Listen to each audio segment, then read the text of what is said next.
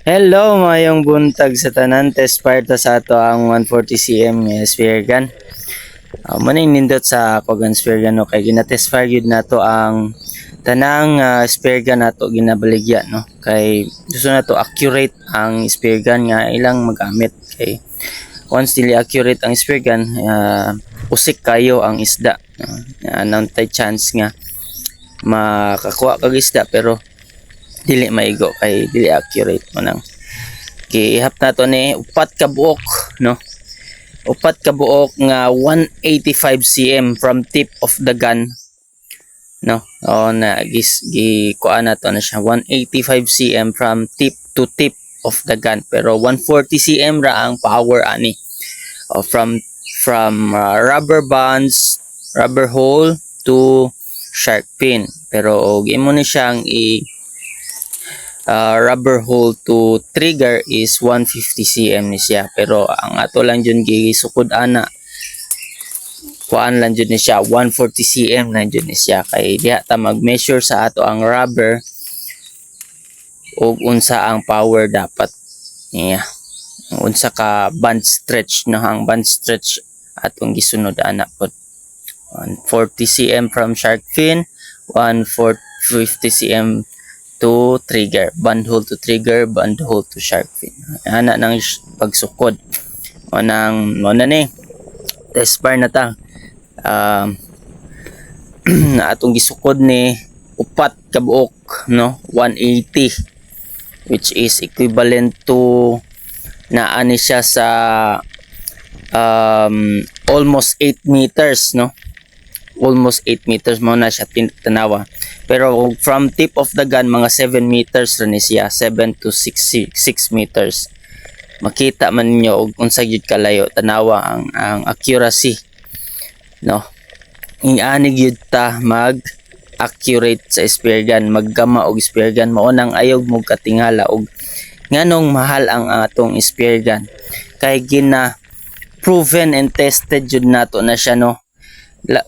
O dili man lalim pod nang magduong tagdagat nga aning magsigira tag test fire daghan kayong test fire nya para to ra kaya atong baligya no, di pod lalim kayo nga ang mga materyales pod kinamahalan na pod kayo ron mo nang proven and tested ang atong spear gun mo nang nindot pod ning maka-test fire ta sa atong spear gun kay just in case for example ingani nga part kani nga part nakakita tag traveling gamay ra gid kayo ni siya pero nipalayo man siya no.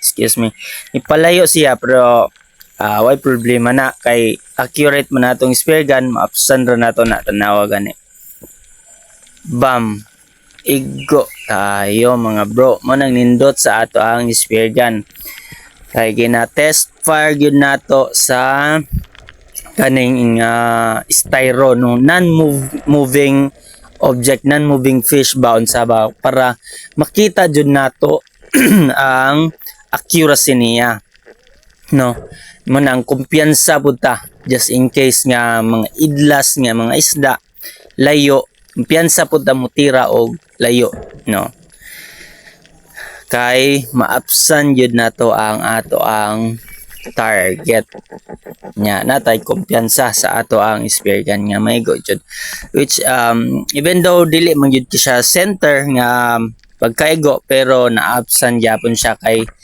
accurate no atong spear gun mo nang bisag gamay siya igo gyapon maning kaduha nga kuan kaning sample nga accurate gyud data ang spear gun just tanawa gani ning kuan grupo sa Mamsa mga big eye tribal ni siya no na nakuha na ako ni dito sa Snake Island no, igo jud na doble pa jud nato na siya, na doble pa na nato ang ato ang target ha, kuha nato ni ang duha ka big eye tribal no, nang ingana ka kusog ug ingana ka accurate ang atong spear gun mo anang mahal kayo ang atong spear gun ganing ginabaligya kay gina-ensure nato ang quality manang ayaw pod intahon og kasuko no sa tanang gusto mo palit sa atong spear gun pero gimahalan, ayo pud tawon ka suko kay mao man ay gikuan jud nato sa atong spear gun, no. Gitagaan jud natog panahon para ma-satisfy o ma-kuan jud ato ang mga customer. Nya maora to, daghang salamat sa tanang gasuporta sa ato ang page o ganang mga ato ang mga customer, solid supporters, solid customers. Daghan kayong salamat og salamat sa tanang higayon nga inyong ginahatag sa ako. And continue supporting me. Thank you very much for continue supporting. Drive safe sa lahat, sa tanan. God bless. Adios. Amping lang takapunay. Pray before you dive and after. Thank you. God bless. And thank God with or without catch.